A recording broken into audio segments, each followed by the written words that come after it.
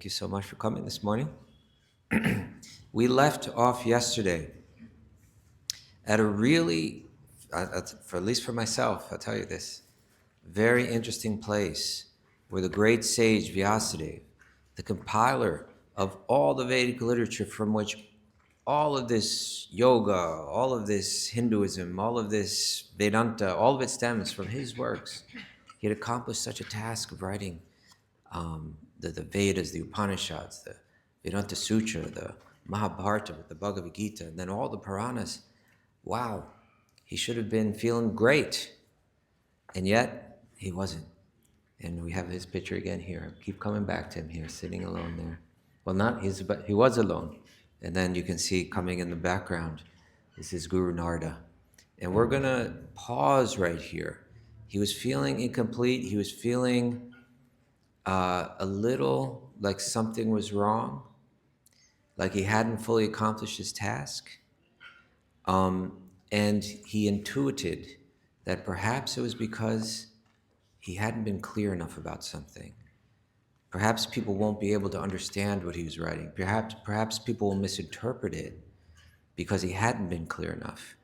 And the last thing he said was, perhaps I didn't emphasize enough that Bhagavad Dharma, that devotional yoga, which is that yoga which is most dear to the Paramahamsas, to the most elevated spiritualists. That was what he's thinking. Everybody with me? This is a key moment. This is going to reveal so much. And we're going to come back to Vyasadeva right here, sitting right in this place. But before we do that, there's a lot we need to talk about. Well, it's really just one thing we need to talk about, but I think it's going to take us at least 2 days. Are you ready to enter into that world? Yes. Everybody eager and excited? Yes. I'm going to make you a promise right now. Will you hear my promise? Yes. The subject that we're going to discuss now, if you get it, if you get a good grasp on it, this will give you a lens to understand spirituality so clearly. It'll be a real powerful tool in your life. Would you like that tool? Yes. Really? Yes. You sure? Yes. Okay. It's so good. It helps you see how we evolve as people, how we evolve in our spiritual life. And you'll see it not only, like, say, in this particular tradition, but you can see it in all the different traditions. It's the same pattern of spiritual growth. Right? So it's a progression through 3 stages: karma, jnana, and bhakti. Right? If this clicks in you, if you understand what each one is, it really becomes a powerful lens through which you can understand spirituality. This is what how do we understand Vyasa and his disappointment, his feelings of disappointment? We need to understand that his works unfold in a progression, 3 stages, from karma to jnana to bhakti. And earlier we had talked about karma yoga and jnana yoga and bhakti yoga, but we're going to talk about it a little bit different. We're going to use those terms a little bit more differently here. I'm going to spell all that out. But if we can get a grasp on this, that there's a common spiritual progression, and I'll read this here, what we have here, just to give it an introduction. Karma, there's a motive when one, in karma, that it's a motive for material enjoyment. The intentional cultivation of good karma through virtuous action, grounded in the conviction that favorable results produce happiness. Right? Let me cultivate good karma in this world, receive the benefit, of wealth, prosperity, of the different kinds of material happiness, different kind of material boons. And that is presented in the Karma Kanda, the 4 Vedas minus the Upanishads. Then when one feels a certain emptiness in that, then one might begin to realize, I don't need the things of this world. They don't give happiness. One goes deeper into jnana. Here the motive is release. I don't like being trapped in the law of karma. I don't like being trapped in a world where everything that I gain, I eventually lose. Here it's defined as the cultivation of self-knowledge and detachment, grounded in the conviction that suffering ends when the self is known to be distinct from the body, the mind, and the world. And this is presented in the Jnana Kanda, especially the Upanishads. Okay? But one may get that release, one may get that peace, one may lose interest in the material things, begin to feel something of their own eternal nature beyond the body and the mind, and find a great level of peace there, because their happiness is no longer tied to the ups and downs of the constantly changing material energy. It's peace. But even that peace, at first, when we get relief from material suffering, it feels like bliss. But afterwards, we may feel like, no, this is just kind of neutral. There must be something more. There must be something deeper than this, just the relief of material suffering. And then the next stage of Vyasadeva's literatures will speak to one, and that's the text on bhakti. So here in bhakti, the motive is loving connection, the cultivation of devotion, grounded in the conviction that the self is fulfilled only through loving connection with the divine. And this is presented in the Bhakti Kanda, the Bhakti division of Vyasadeva's text, especially in the Bhagavad Gita and the Srimad Bhagavatam. All right, that's just my introduction. We're going to go into understanding these three stages in detail. And again, my promise to you is that if you get a grasp on this, it's going to just inform your insights everywhere you look, everything you examine in spiritual circles. You're going to be able to understand exactly where it lies on this scale of evolution, and it'll all start to click. Okay? You ready to get into it? Okay, so I'm going to read from some of my writings again, and we can go through it, and at any point if you have a question, please feel free to raise your hand. This is a bit of a long chapter, but I think we're going to read it all. It may take us 2 days, it may take us 3 days, but I just feel this is so important. It may get a little repetitive. I think it's quite a repetitive chapter. I'm a little worried about it because it is quite repetitive, but it is, anyway, I believe that it's expanding as it goes. So let's start to read. Chapter 17, the first model of evolution from action to knowledge to love. Karma means action, right? Jnana means knowledge. Bhakti means love. This is the progression. Vyasadeva's despondency, the author reveals the key to his own works. In the previous chapter, we saw Vyasadeva confess to a lingering sense of dissatisfaction. That moment of vulnerability, recorded early in the Srimad Bhagavatam, is far more than just a biographical detail. It provides the vital clue to understanding his message. In this pivotal moment, the author of the Vedic text hands us the interpretive key to his own works. Okay? He's got this vast body of texts, and he shares with us this moment where he was feeling despondent even after he composed so many wonderful texts. And so the point here is, it's not just a biographical detail. It's not just like, oh, he was sad and then he got over it and now we know something more about his life. He was intentionally showing everybody, hey, everyone, you're all wondering about how to interpret my texts. I'm going to show you a moment in my own life where I was feeling dissatisfied because I realized you might have trouble interpreting them. And so that was why I was feeling despondent, because I felt, oh, I haven't been clear enough. And I'm going to tell you how I was feeling, why I was feeling that way, how I got over it, and then what I did, right, to clarify things. And so this moment becomes pivotal, because it is the key to understanding his text becomes revealed through this vulnerability, through his sharing his state of mind. Is that clear? Okay. If you really get to love this character, Vyasadeva, he's so wonderful. Okay. But before we return to Vyasa's moment of reckoning and the resolution that followed, which we will do in chapter 18, let's first explore what he felt he needed to clarify in his own writings. The whole of the Vedic texts unfolds as a progression through 3 broad sections called khandas, or divisions. Okay, this is a Sanskrit word worth knowing, khandas. There's different sections or divisions of the Vedic literature. The Karma Khanda, or action division, includes the 4 Vedas with their teachings of virtuous action and its rewards, right? All the rituals that you can do, how you can be dharmic in life, carry out your duties, do rituals to express your gratitude to the devas, to the gods and goddesses for giving us the wonderful things of this world. The Jnana Kanda, the knowledge division, includes the Upanishads, which point towards self-knowledge and inner detachment, right? They're not talking about enjoying the things of this world. They're talking about going within and letting go of the things of this world, becoming detached. And finally, the Bhakti Kanda, love division, which includes Bhagavad Gita and Srimad Bhagavatam and reveals divine love as life's ultimate goal and the culmination of all previous teachings. While earlier in part one, this is part one of the book that I've been working on, we've examined karma, jnana, and kanda as distinct paths of yoga.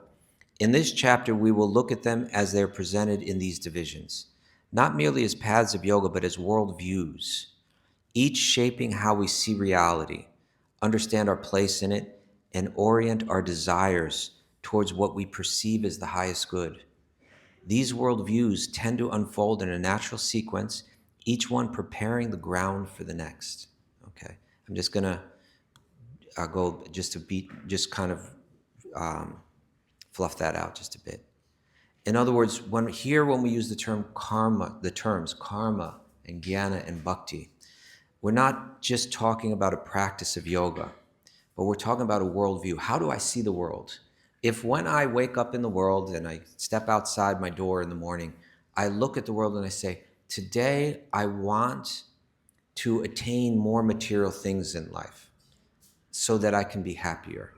I see this world. When you ask me, what is this world all about? Maybe I don't even say it verbally, but at least this is how I see the world. I see it as meant for my enjoyment. I work in this world to create the circumstances and obtain the things that will give me pleasure. That's my strategy in life. Is that clear? When I say it that way, it sounds a little bit harsh, but actually that's the common way that people see the world, is that they're pursuing the things and the circumstances that they feel will give them pleasure in life.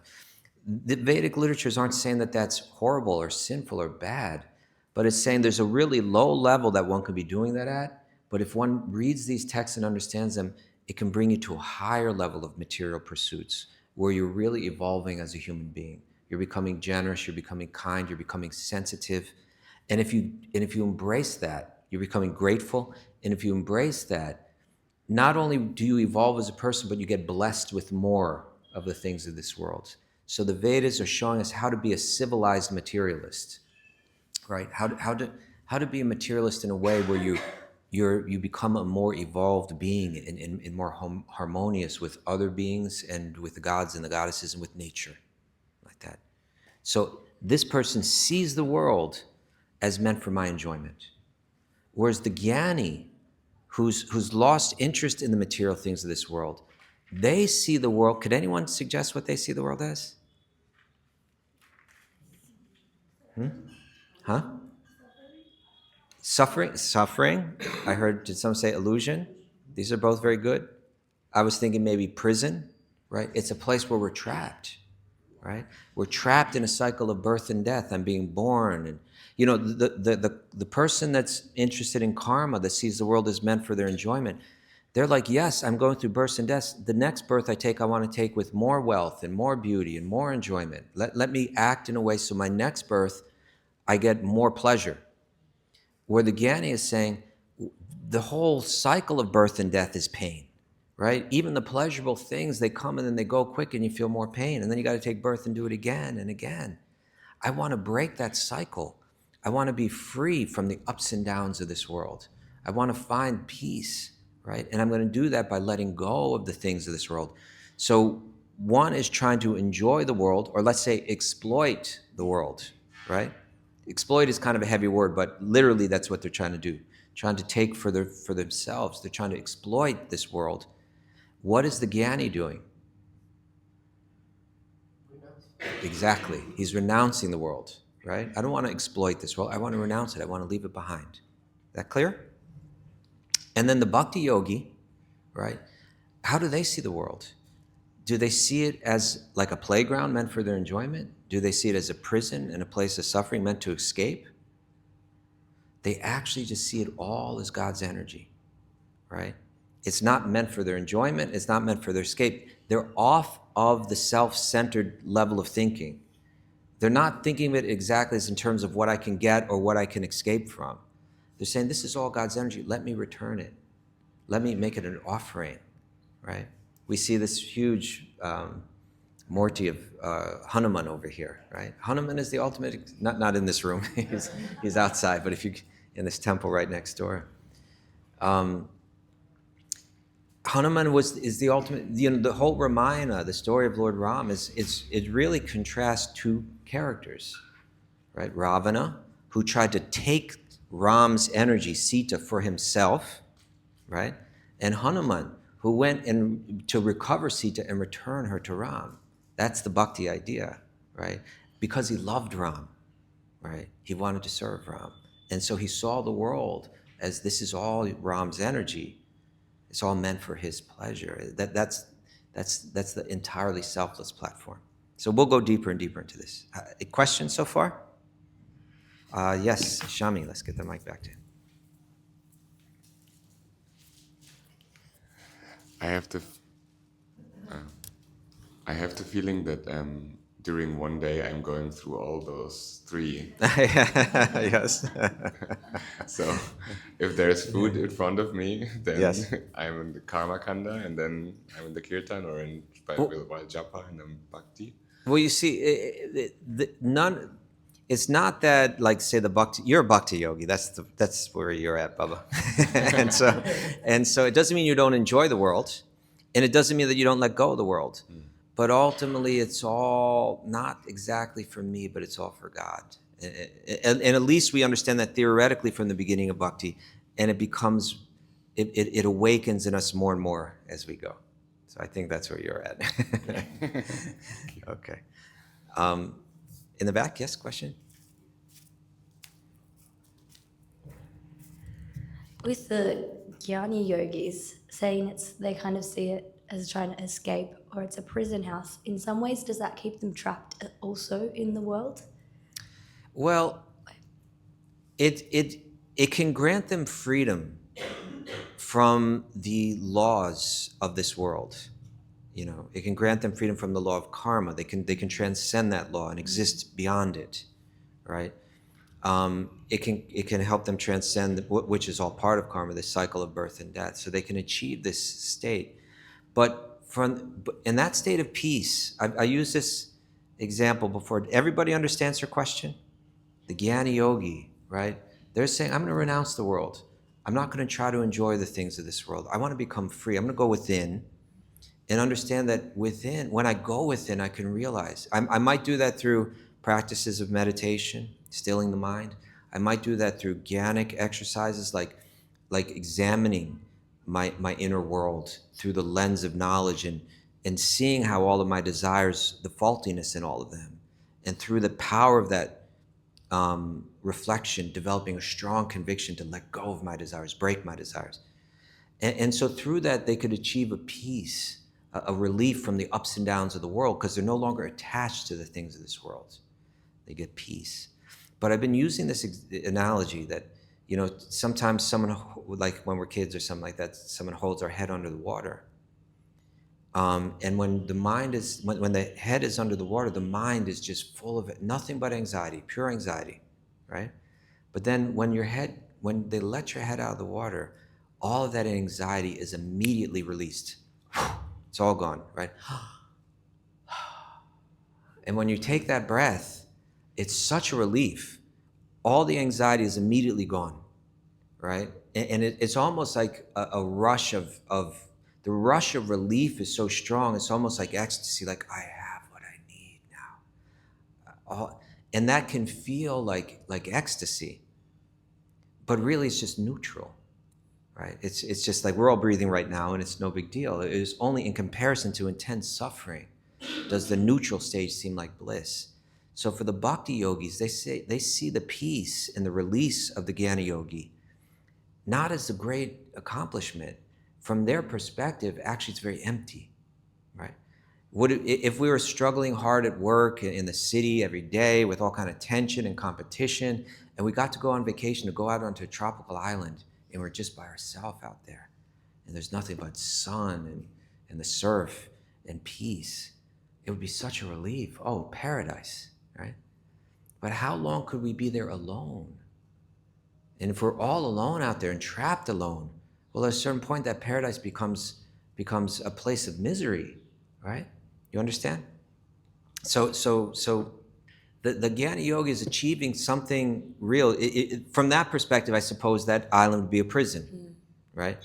From the Bhakti perspective, the moksha of the Jnana Yogi is hell. There are songs and so on and prayers that speak of it like that, right? Just like that paradise island would be paradise at first, and then it would become hell because it's empty of the love that is actually the deepest aspect of our nature. Is that okay? Yeah, thank you. All right, thank you. Sanatan Ji, microphone's coming for you.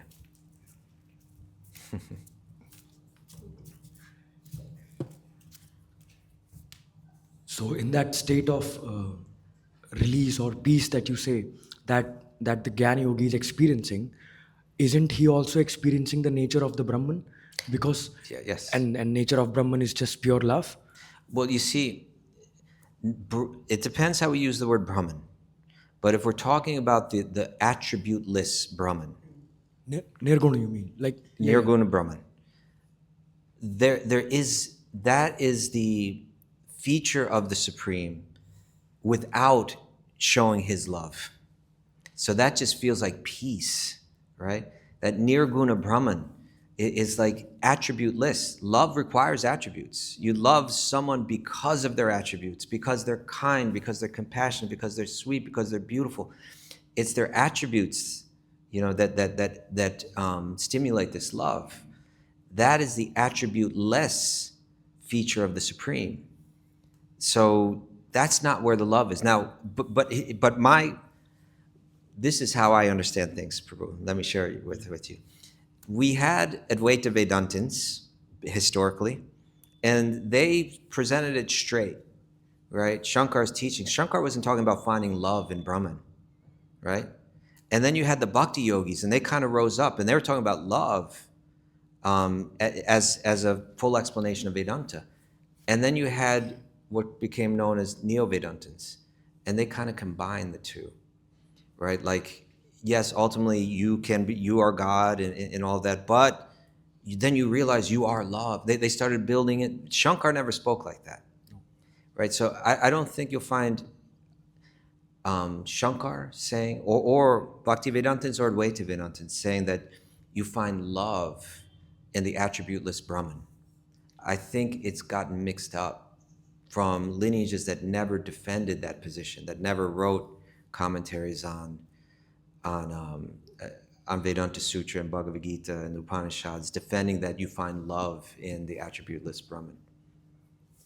But in the Vedas they describe that Brahman is not just Nirgun, it's also Sagun, it's Sakar and Nirakar and all at the same time, and manifesting any one of those in any moment of time as well. Shankar presented a very subtle and difficult to understand presentation about Nirguna Brahman. That the Brahman with features and Brahman with qualities and Brahman without qualities. I find it ultimately to be incoherent. I find the Vaishnava explanation is so much clearer. Generally, I find that Shankar always gets to this point where he says, in other words, is Saguna Brahman, is Brahman with features, in other words, the form of Krishna, say, is it real or not? He'll be so elusive on this question, right? You never really get to it. If you haven't fully understood truth until you come to Nirguna Brahman, he's saying then if you're only at the level of Saguna Brahman, then you haven't understood the full truth. So then what do you understand then beyond that? That this form was illusion. So then come out and say it. Come out and say the form is not real. And that's why they're called Mayavadis, because their presentation is that all of even Krishna's form is Maya, it's unreal, and that you have to let go of it in order to come to the highest understanding. And so that's why the Bhakti Yogis who can appreciate someone who's dedicated to Brahman as a Brahmavadi, but when a Mayavadi says, in order to come to higher understanding, you have to reject the form of Krishna, you have to reject bhakti, that it was just a stepping stone to come to a higher place, that's what they say, we must object now. Because you're advising people to give up their highest interest, to connect in love with the Supreme.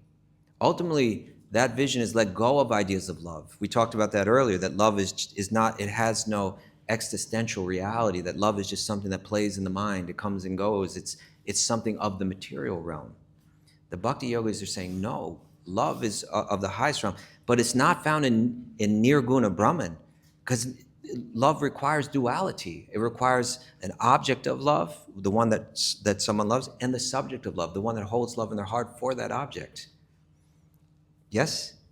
So another great Jagat Guru, I think Vallabhacharya ji, one of his disciples, Tulsidas ji Maharaj, Yes. he wrote this very famous text saying, "Prem gali ati sakari je mein do na samay," meaning that the lane of love is so narrow that two cannot walk that path. And he was like from a very similar philosophy to even Achintya Bheda Bhed, like they believe in Shuddha Dvaita. Like, Shuddhadvait. And so the idea that for love two cannot exist, if we're to understand that, if he's properly conveying Vallabha's teachings, because Vallabha certainly believes in the individuality between the self and the distinction between the self and God. If he's conveying that, then what he means by oneness, I'm not familiar with this verse, but if he's being consistent with Vallabha's teachings, then he must mean that this oneness means, in other words, an interest, right? That I don't have an interest separate from God, that must come together, right? But not that I, in all respects, come together with God. Then there would be no lover and beloved. There would only be one, and there would be no room for love. the devotee being fully immersed in God, like that's Yes, fully immersed, his heart and mind fully immersed. That kind of oneness, yes. But not oneness that I don't exist anymore separately from God in any sense. Because then there's only one, right? But isn't that also a Dvait then? Like, that is Advait. it's only Brahman, like there is no me. Yes. And so then there's no question of love. No, then there is only love. But love requires a lover and a beloved. Otherwise, what is the question of love? What is That's love? the nature of reality. That you didn't answer my question. What is love? You explain what love is to me. It's just Brahman. It's just God. That's Krishna. not answering my question. Like, You're saying that's how I Brahman is understand. love, so I'm saying, okay, what is love? Love is what God has for us. Oh, now there's two. Okay, so that's my point. Okay, love requires two. It requires a love, the one holding love, and then the object of that love, and then it's reciprocal, and it's coming back the same way. Did you have something you'd like to share? Maybe love is the connection. Yeah, please bring in the microphone. Maybe love is the connection, if there is one, but maybe that's two too. But the connection, the love, the feeling of connectiveness that we have when we're with God or when we have with others, regardless whether it's two or hundreds. Yes. When we're dancing and there's no other feeling of emotion other than pure ecstasy, love. Yes, and so therefore connection means requires more than one. At least two. It requires at least two for there to be a connection. Yes, and that's then my it's point. coming from two to one, because the two becomes one. The connection is the one. In one sense, but if they were entirely one, then there's no more question of connection, right? Connection or love requires two. So there's a oneness. Are husband and wife one? In one sense, yes. In one sense, no, right? And between the two, love flows, right? So that's the idea, that we always, this is the idea in bhakti, that we always have our individuality. And God is always God, and I am always me. This is right where Bhagavad Gita starts.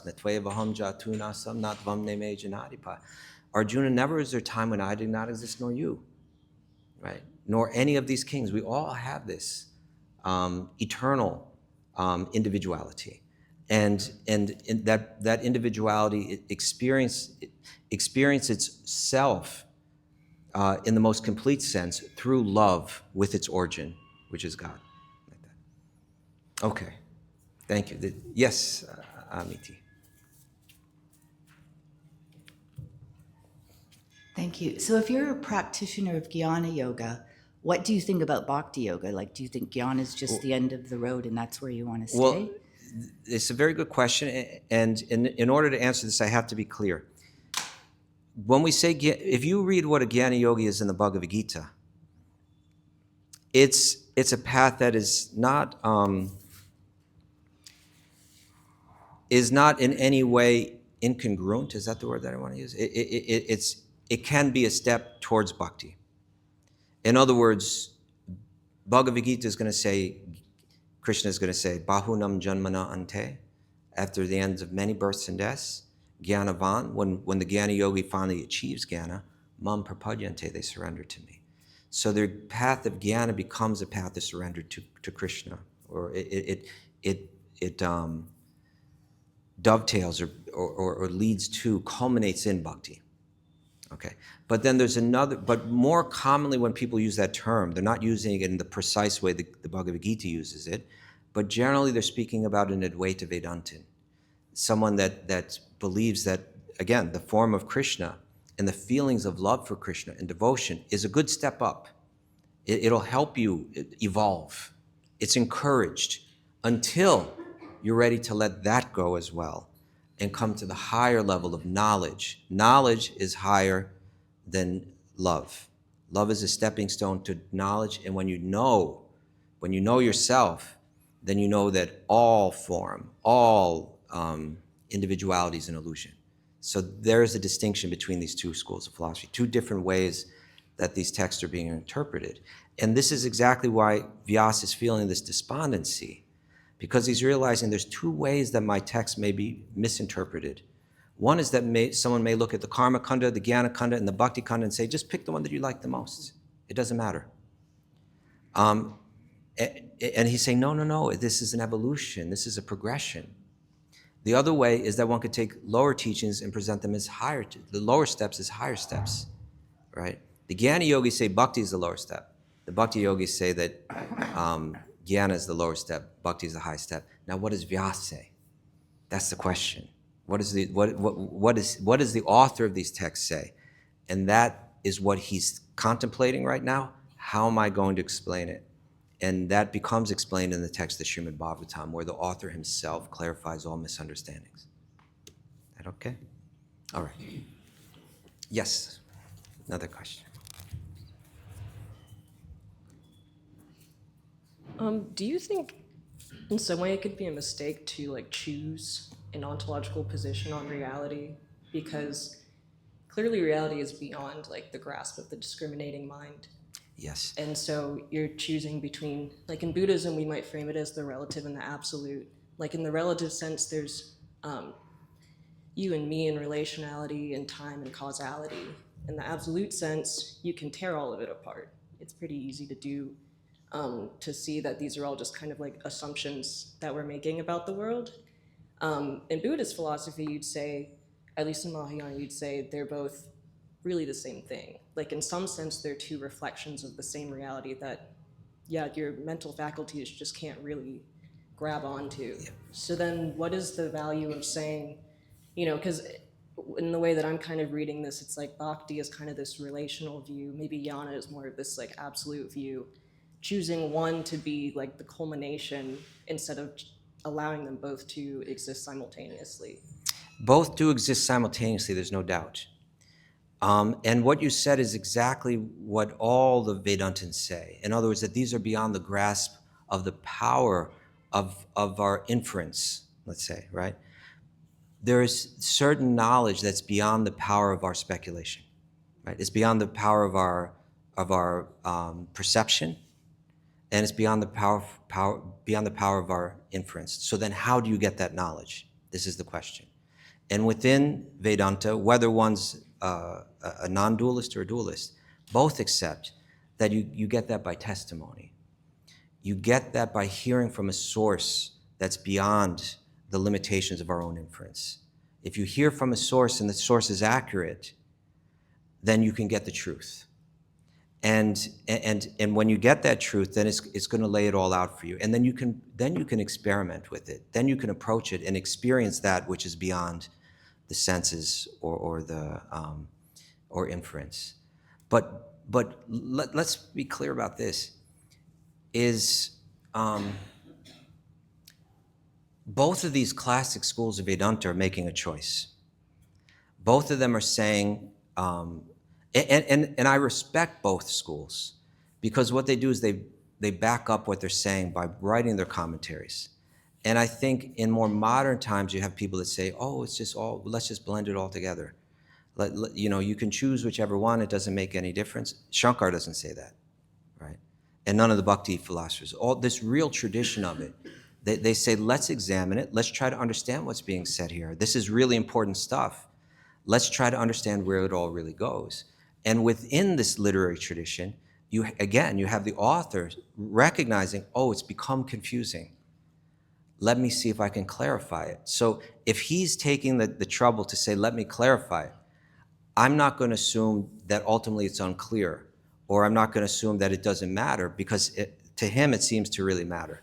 And in my faith, as long with every other Vedantin out there, is that he had the ability to tap into this knowledge that is this Veda, this eternal Apurusheya knowledge. So that's my faith as a Vedantin. Any Vedantin, that's their faith.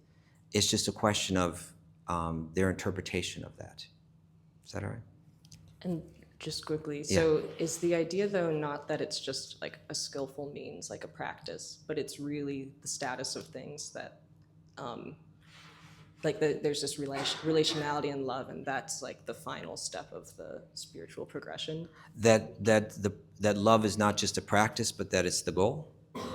Is that what you're saying? This view on love, yeah, that this requirement of two, and it's not a Yeah. practice to launch you into like non-conceptual understanding. It is That's itself. what the Advaita Vedantins will argue. Right. That it's a good thing, but eventually you let go of that because there's something still more. But he's arguing this is it.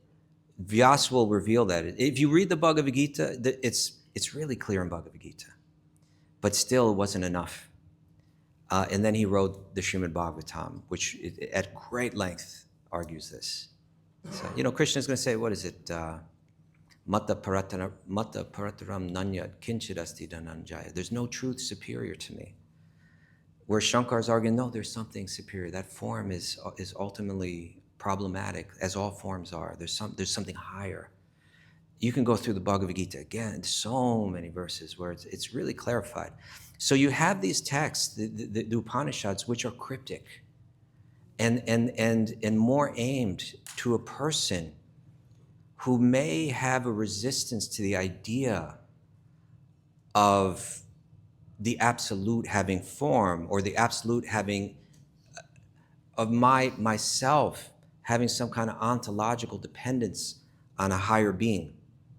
If I resist that, then Vyasadeva is saying, I'm going to provide for you literatures that will be suitable for you, that won't trigger you, that will satisfy your need to go deeper into spiritual life without triggering your resistance.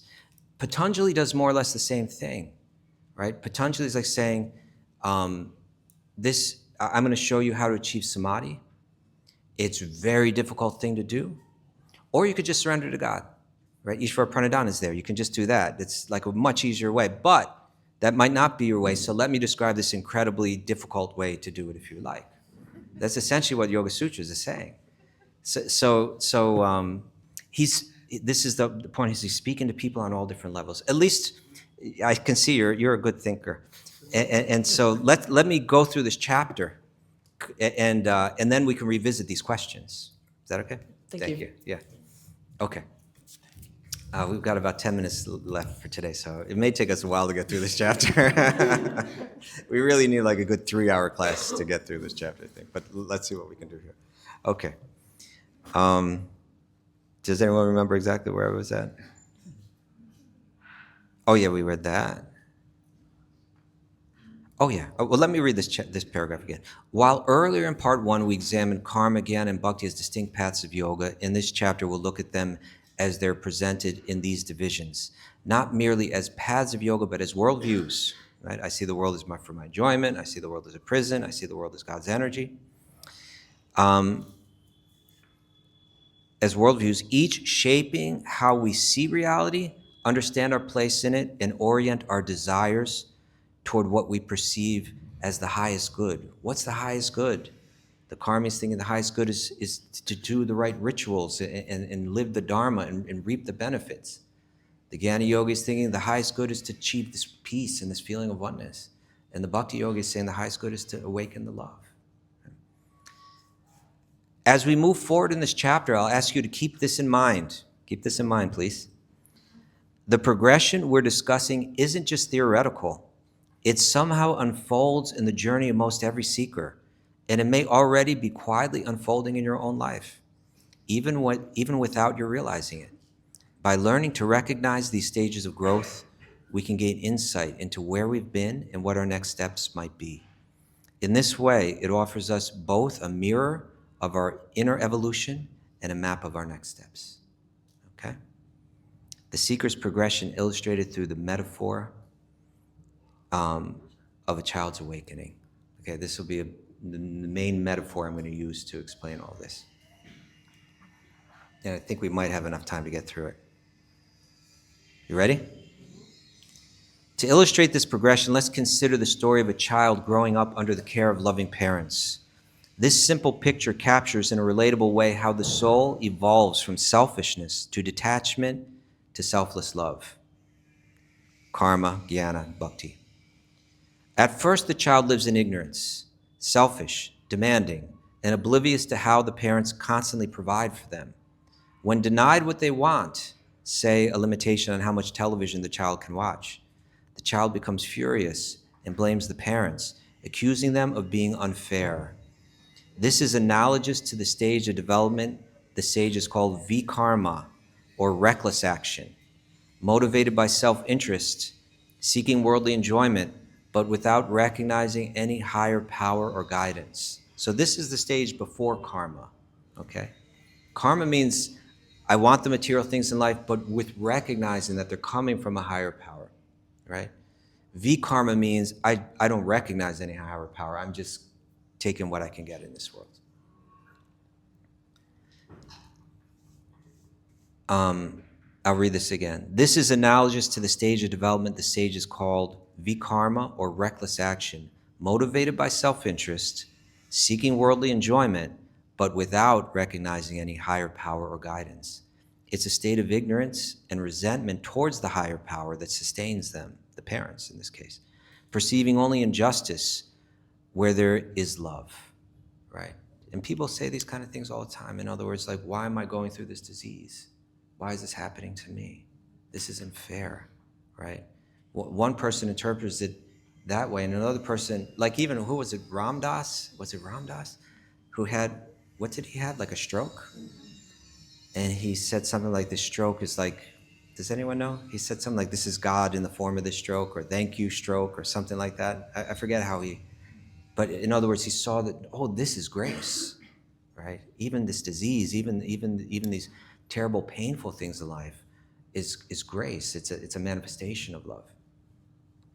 Okay. Back to vikarma. It is a state of ignorance and resentment towards the higher power. Okay, I read that. The parents, out of love, recognize that unless the child matures, they'll never find real happiness, because the world does not revolve around their desires. But the child is not yet ready to hear this truth calmly, and any attempts to explain are met with further hysteria. So the parents quietly enforced rules, and this is analogous to the law of karma, right? If you cannot cooperate, there will be consequences. They impose limits, no TV for a week, no treats, and they also offer rewards, an allowance, privileges, praise to encourage good behavior. At this stage, the child is still motivated by self-interest, but they have evolved one step up the ladder, from vikarma, reckless action, to karma, informed action, learning that happiness depends on harmonizing with the higher will of the household, right? The child realizes, if I'm going to be happy in this house, there's definitely a power higher than me. I could see that. And it's got laws, right? Stringent laws. If I learn to operate within those laws, I'm happier. And if I break those laws, I see I suffer. So let me learn to follow the laws. That's what the Vedas teach.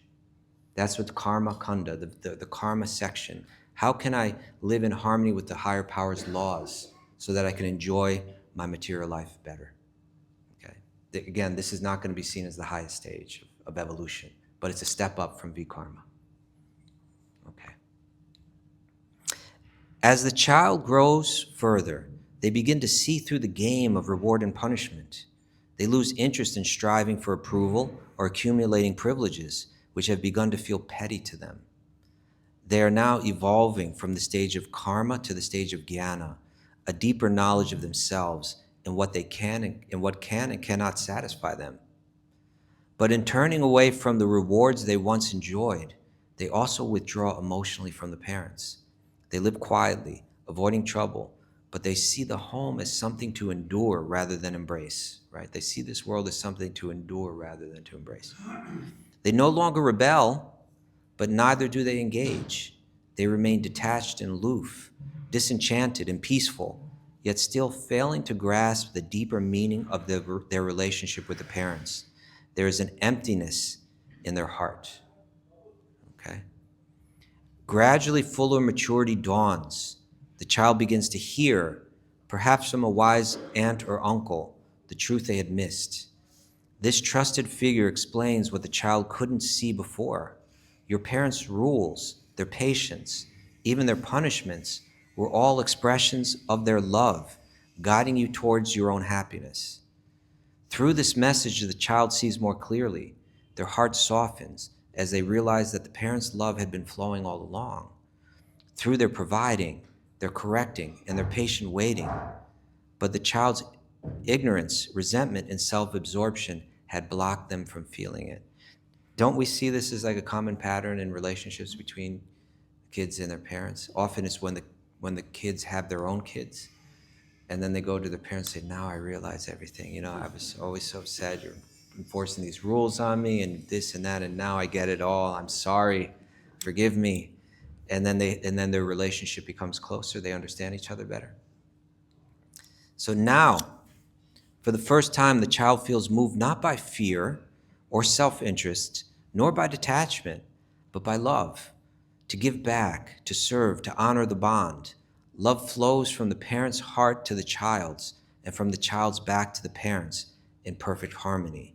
This is bhakti, an awakening to the flow of love that's always there, but which could not be felt until the heart was purified of attachment, resentment, and pride.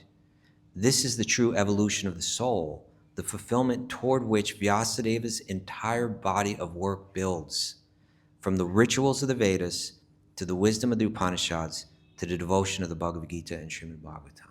Okay, let's just end today with that. This one first conception that I brought out. Let's look at Vyasadeva's literature, at least theoretically. At least let's entertain this idea that they unfold in three different divisions: the karma section, the jnana section, and the bhakti section, and that they're evolving in that direction.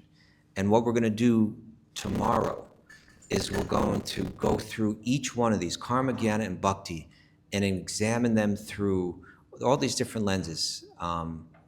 Who do they speak to? Who does karma speak to? Who does jnana speak to? Who does bhakti speak to? Their worldview, their motive, the evolution that they spark in the participant, where they are most fully expressed in the Vedic texts, the lived expression in the Vedic tradition, and their conception of the divine. We're gonna contrast each one, looking at it through those, is it 7? 1, 2, 3, 4, 5, 6, 7 different questions. And hopefully really begin to understand more in depth these three different divisions. All right? Thank you all so much. Was this too much or was this good? Okay, all right. It's a lot to work through this chapter. I think it's the longest chapter in the book, and it's maybe the headiest one. But I think, again, if we really get a grasp on it, I'm also going to show how it exists in all the different spiritual traditions of the world, how they all have their karma teachings, exemplars of karma, exemplars of jnana, exemplars of bhakti. So anyway, I hope it'll be interesting as we go through. Thank you all so very much. Hari Om Tat Sat.